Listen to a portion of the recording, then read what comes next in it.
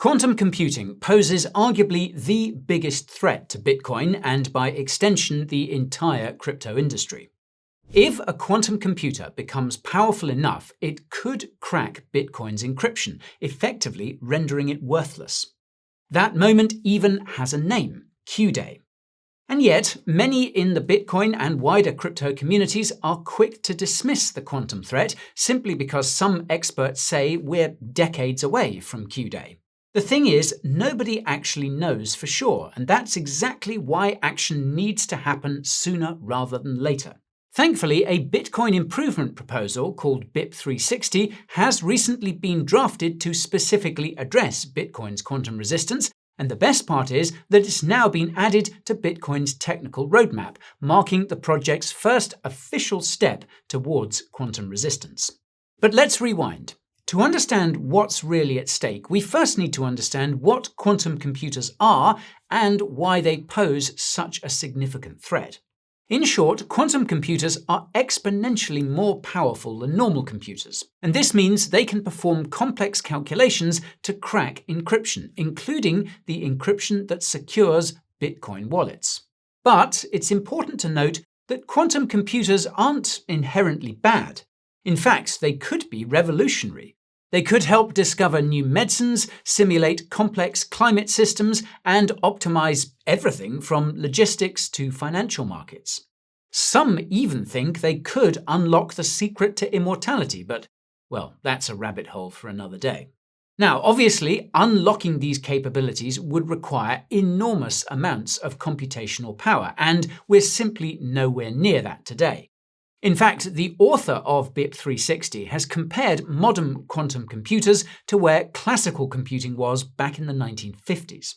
But even if that's the case, quantum computers are quickly becoming advanced enough to threaten encryption, and this is why many people worry that they could use something called Shor's algorithm to reverse engineer various cryptography methods, including Bitcoin's. For context, Bitcoin's security relies on two encryption methods: SHA-256, which is the hashing, aka mining algorithm, and elliptic curve cryptography, or ECC, which is used for wallets.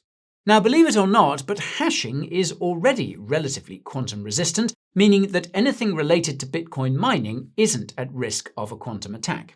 No, the real risk lies with the wallets. If a quantum computer becomes powerful enough, it could basically guess the private seed phrase to your wallet just using your public wallet address, which of course means an attacker could steal your Bitcoin. But not every Bitcoin address type is at risk, and this is where Taproot comes in.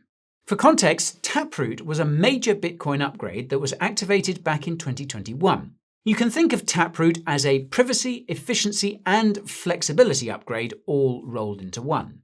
It didn't change any of Bitcoin's core functionality, but it did change how complex transactions can be expressed and verified. Now, Taproot has been a success and still benefits the Bitcoin ecosystem to this day. However, it unintentionally made older Bitcoin wallets more vulnerable to a quantum attack. You see, most older Bitcoin addresses typically don't reveal their public key until BTC is spent. Until then, the public key is hidden behind a cryptographic hash, which acts as an extra layer of protection. But Taproot changed this by making public keys the default way of interacting with addresses. That's great for efficiency and user experience, but it also means public keys can be exposed on-chain the moment funds are received. Now, this isn't a problem today, but if quantum computers ever reach the point where private keys can be derived from public keys, then Taproot coins wouldn't even need to be spent to be at risk. So then, this begs the question of how much BTC could be at risk and when. Unfortunately, there's no definitive answer to either question, which is a scary thought in itself. That said, though, several institutions and analysts have weighed in. For instance, the National Institute for Standards and Technology, or NIST, says the threat isn't imminent, but recommends that online systems migrate to new cryptographic standards by 2035. Similarly, Bernstein analysts believe Q-Day is decades away.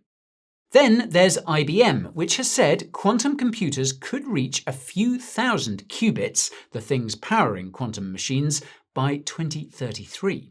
More recently, in mid-March, ARK Invest described quantum computing as a long-term threat, but a threat nonetheless. We've also heard warnings from some of the biggest names in crypto.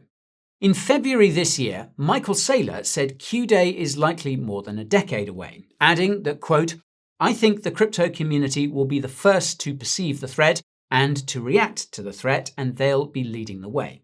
Similarly, Blockstream CEO Adam Back, who's credited in the Bitcoin white paper, posted on X that, quote, "I think quantum readiness is the right balance, not like there is any current risk, nor likely for this decade, or probably the next, but being ready is okay." He also said in November last year that Bitcoin won't face a quantum threat for the next 20 to 40 years. However, not everyone is so relaxed.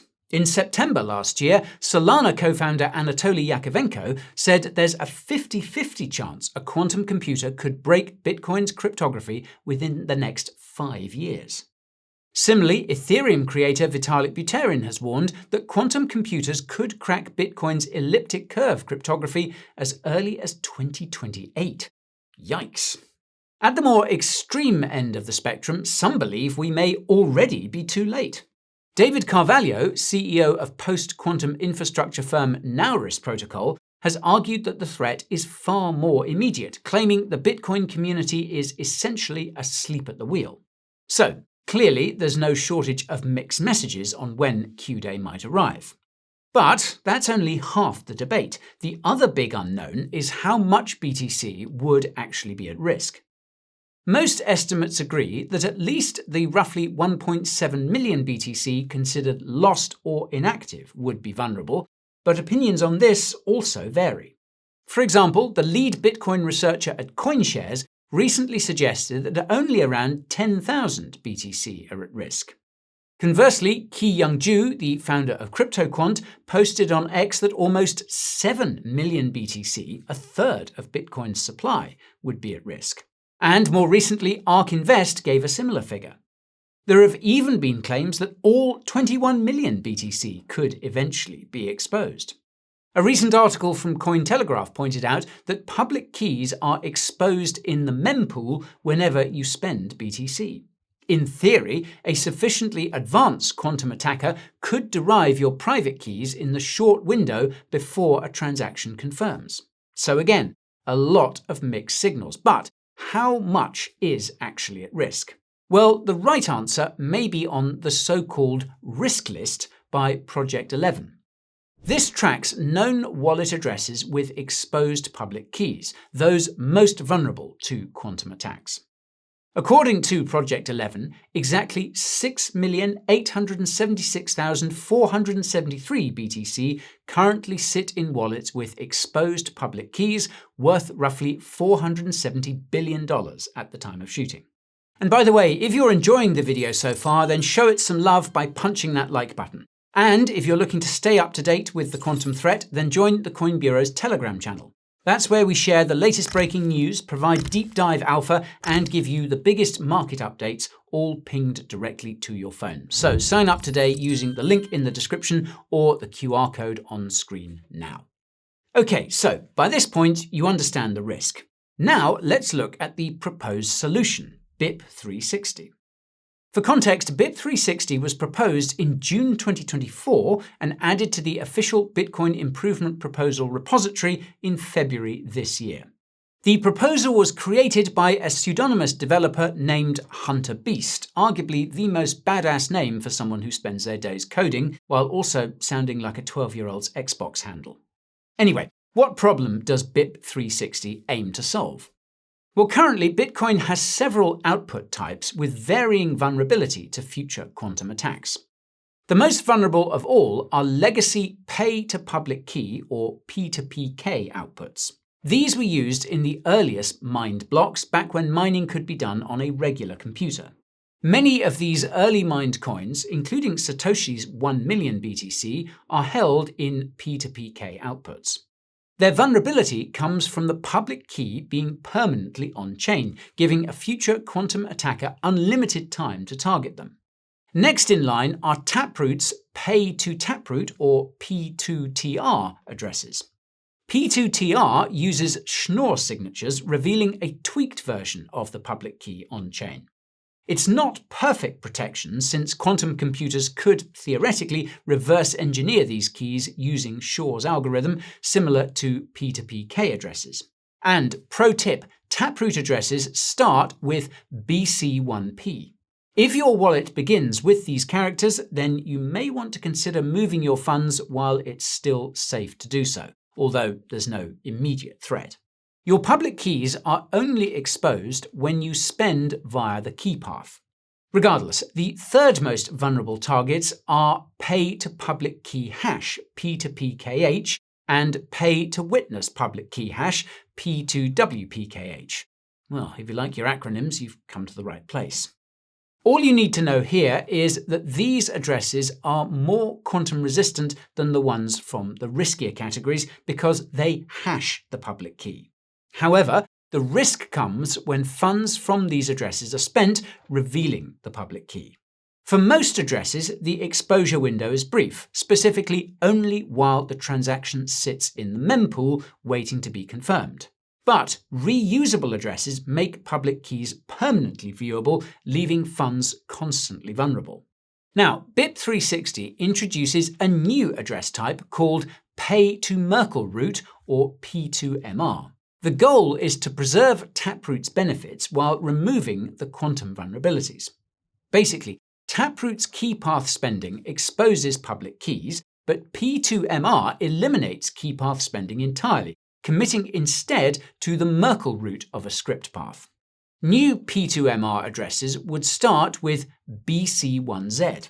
And as a fun fact, HunterBeast originally wanted to use R for resistant instead of Z, but versioning rules meant the upgrade would jump from version 1 to 3, and that apparently upset some Bitcoin developers. Yes, I can imagine skipping version 2 would in fact be hugely upsetting. Whatever the case, BIP360 describes itself as, quote, a simple, low risk that creates options for using Bitcoin in a quantum-resistant way, and a conservative first step in this effort. Translation: BIP360 is intended to be the first small step in a much bigger journey towards quantum resistance, laying the groundwork for future upgrades. As far as first steps go, this is pretty solid. But it's important to note that BIP360 doesn't fully solve the problem. It mainly addresses long exposure attacks where public keys remain visible on-chain for long periods. Short exposure attacks, where a quantum computer would need to act quickly, are unchanged and would require further protocol upgrades and soft forks to mitigate the risk. So, while BIP360 offers a solid quantum-resistant solution, it wouldn't be an automatic upgrade for everyone. Moving funds to P2MR is a choice users can make if they want to, but they're not forced to make that choice. Bitcoin is a decentralized network after all. In the meantime, old unspent transaction outputs, or UTXOs, would remain vulnerable until funds are moved to a P2MR output. And we should also note that BIP360 doesn't replace existing signature schemes like the elliptic curve digital signature algorithm or the Schnorr signatures that were introduced in Taproot. It simply removes the key path exposure pattern. Fully post-quantum signatures would be a much larger change to the protocol, requiring much more complicated soft forks in the future. So, by now, it should be clear BIP360 won't happen overnight, which raises the obvious question: just how long will implementation take? Well, unfortunately, Bitcoin upgrades are notoriously slow, so if you're expecting weeks or months, you're going to be disappointed. According to Ethan Heilman, one of the co-authors of BIP360, along with Isabel Fox and Duke, full quantum resistance could take up to 7 years, and that's optimistic. Heilman explained that BIP360 would take, quote, 3 years until it activates. This assumes 2.5 years to get the BIPs done and the code reviewed and tested. Assuming everyone wants it, half a year to activate. And that doesn't even include the time it would take Bitcoin's ecosystem to adapt to the change. This would include wallets, custodians, payment processors, Lightning Network nodes, even treasury management software. As Heilman explains, quote, "If we're lucky, 90% will have updated 5 years after the activation. The bigger the perceived danger, the faster this will happen." So, if a full BIP360 rollout is years away and won't fully fix the problem, are there other quantum-resistant solutions being suggested? Well, yes, and perhaps the most notable is Hourglass, which incidentally was also authored by Hunter Beast. But unlike BIP360, Hourglass doesn't prevent quantum attacks, it simply limits their impact. The idea is pretty simple. Restrict pay-to-public key or P2PK coins to one input per block and prevent the creation of new P2PK outputs. This would allow 34,000 blocks at a minimum to go by, where each one of these coins could be found by quantum computers. These machines would then have to bid against each other if they found the same public key, which would actually benefit Bitcoin miners. Without Hourglass, a quantum attack tomorrow could theoretically steal all 7 million exposed BTC in a single day, which would inevitably tank BTC's price and probably the entire crypto market by extension. But Hourglass would stretch this window to around 8 months, giving the market time to absorb the shock. Not perfect, but, well, far less catastrophic. Now, Hourglass is basically a damage control plan that sits between two extremes. On one end of the scale is the proposal to simply freeze or even burn the BTC that's deemed lost, which would include any BTC that's laid dormant for years. And yes, that includes Satoshis. And this approach has been backed by figures like cypherpunk Jameson Lopp and Bitcoin Core developer Matt Corallo. On the other end of the scale is the more laissez-faire approach of simply doing nothing and accepting that quantum theft may happen. Proponents of this approach argue that this preserves Bitcoin's core principle: no third party controls your coins in any way. In their view, the supply shock and subsequent tanking of BTC's price would be the lesser of two evils. But other proposals exist too. For instance, there's Sphinx Plus, a hash-based post-quantum signature scheme considered one of the strongest candidates. Its security relies on hash functions, which you'll recall are already quantum resistant. The trade-off, though, is that these signatures are much larger in size. And this is why hybrid schemes have also been suggested as a workaround, which would effectively combine Sphinx Plus with the current Schnorr signatures. Another major candidate is lattice-based schemes like dilithium. These are smaller and faster than hash-based options, but rely on different cryptographic assumptions, making their adoption a massive undertaking. Researchers are exploring these alternatives as ecosystem tooling matures, but, well, none are in official Bitcoin improvement proposals yet. Clearly, deploying a working solution is going to take time, no matter which avenue we go down. So, what can users do right now? Well, first, remember that there's really no immediate threat, so no need to panic. That said, there are two simple precautions you can take. The first is to never reuse any Bitcoin wallet address. As you'll recall, this leaves your public key permanently on-chain, making it a potential target in the future. And second, keep all of your wallet software up to date. Look out for any updates from your wallet provider and keep an eye out for future support for BIP360 features, namely P2MR support. And of course, be sure to follow any news relating to upgrades to the Bitcoin protocol itself. You don't want to be left behind. These simple steps should ensure your funds are prepared for the long journey towards quantum resistance without any unnecessary stress today. So, what does BIP360 actually mean for Bitcoin's future? Well, in the short to medium term, probably not a whole lot. As we mentioned earlier, Bitcoin upgrades are notoriously slow, mainly because node operators need time to review changes and reach consensus. That said, it's hard to see why BIP360 could face serious resistance. It's intentionally minimal, low risk, and offers potentially massive long-term benefits. The reality, though, is that progress here will likely be slow. And that's despite the fact that the consequences of getting this wrong could be huge. Because there's no immediate danger, quantum resistance just isn't a top priority yet. Unfortunately, it often takes a very visible threat before developers really go all in on a solution. As for when exposed BTC becomes a real risk, that's the big unknown.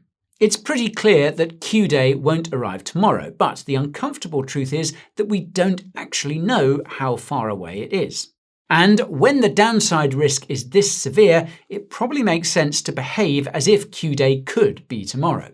Fortunately, we're now in a bear market. Nobody enjoys them, but historically, this is when the most important work gets done. Bear markets are when developers tend to knuckle down and build the foundations for the next cycle. And as we've said in previous videos, we expect quantum resistance to become a much bigger focus in the months and years ahead. But ultimately, the only way to protect Bitcoin from future quantum attacks is to move quickly and start putting mitigation strategies in place. The clock is ticking. Now, from our perspective, the most sensible approach is a layered one.